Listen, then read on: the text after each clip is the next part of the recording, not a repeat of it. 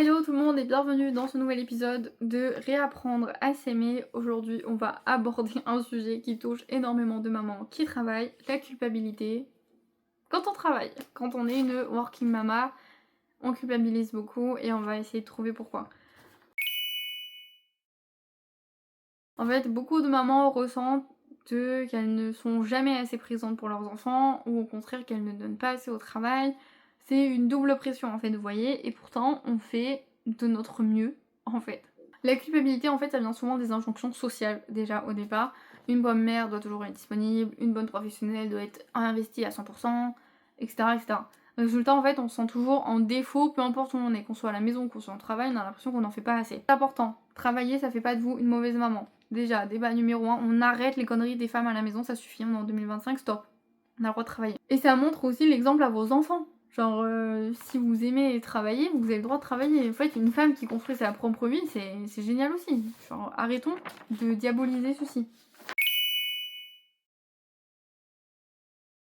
Vos enfants n'ont pas besoin d'une maman parfaite. Ils ont juste besoin d'une maman qui est heureuse et qui est épanouie. Être au travail, c'est aussi leur offrir une stabilité, un cadre et parfois même une petite fierté future, on sait jamais. C'est vous en fait que vous faites déjà ce que vous pouvez en fait et c'est déjà suffisant. Valoriser la qualité du temps passé plutôt que la quantité. En fait, c'est ça qu'il faut différencier aussi. Vous pouvez passer toutes vos journées avec vos enfants. Si vous ne passez pas du temps de qualité, les 8 heures que vous avez passées avec eux sont inutiles. Je sais pas si vous arrivez à comprendre ce que j'essaye de dire. C'est pas parce que vous êtes mère au foyer que vous faites mieux qu'une maman qui travaille. Et c'est pas parce que vous êtes mère au foyer que vous passez toutes vos journées avec vos enfants qu'ils ont plus de temps de qualité qu'une maman qui travaille. Vous voyez, parfois les mamans qui travaillent, on a plus de temps de qualité avec nos enfants qu'une maman qui reste toute seule à la maison. Enfin, ça dépend en fait comment vous vous organisez, mais ni l'une ni l'autre, on ne devrait pas se marcher dessus.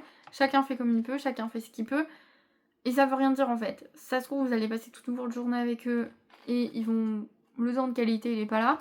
Et vous allez passer toute votre journée au travail, le peu de temps que vous allez être là, le temps de qualité est là. C'est tout. Y a pas chercher le salon en fait. Mettez en place des petits rituels avec vos enfants. Que ce soit vous qui les emmeniez le matin, ou que vous leur fassiez le moment lecture le soir. Voilà, vous trouvez un rituel. Vous trouvez un rituel que vous faites avec eux. Par exemple, moi je sais que Malia, il y a 3 soirs dans la semaine, c'est moi qui lui fais le rituel du coucher. Et elle passe 2 jours entiers dans la semaine avec moi. Parce que je peux. Et bien évidemment qu'il y a des mamans qui travaillent qui peuvent pas faire ça. Mais si jamais vous rentrez pas trop tard, privilégiez peut-être le rituel du soir pour vous plutôt que le rituel du matin. Enfin, faut s'organiser aussi avec votre... Osez déléguer les tâches domestiques quand c'est possible. Je sais que les mamans célibataires, vous allez me haïr. Mais les mamans qui ont des partenaires de vie, peu importe, féminin ou masculin, genre il n'y a pas de débat là-dessus, même si c'est pas parfait, ce qu'ils vont faire, genre ils ont fait la vaisselle, il y en a partout, c'est pas grave, ils ont fait la vaisselle. S'il vous plaît.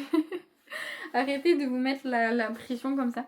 Mais laissez déléguer les choses en fait. Genre aujourd'hui c'est lui qui est là, qui est à la maison, c'est lui qui va faire à manger, c'est lui qui va faire les courses, et c'est lui qui fait le linge, c'est tout, point barre. Toi tu travailles aujourd'hui, c'est pas à toi de le faire.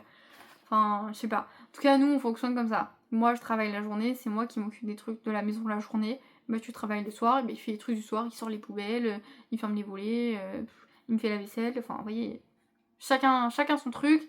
Et c'est beaucoup plus facile quand on partage les tâches de la maison. Bien évidemment, ça ne devrait plus être un débat, mais ça l'est encore. Être clair avec soi-même. En fait, vous pouvez pas être partout, tout le temps, et être à 100% partout, tout le temps. En fait, c'est pas grave. Genre, à un moment donné, faut arrêter de se foutre une pression comme ça. Aujourd'hui, au travail, vous étiez à 60%, c'est bien, c'est pas grave, ça arrive. Aujourd'hui, vous êtes avec les enfants, vous êtes fatigué, vous êtes à 30%, c'est pas grave, ça arrive. Genre, on peut pas être à 100% tous les jours de notre vie, tout le temps. Ça n'existe pas. Enfin, en tout cas, vous êtes complètement maso, mais moi, j'y arrive pas. Bah, si vous y arrivez, tant mieux, dites-moi comment vous faites dans les commentaires.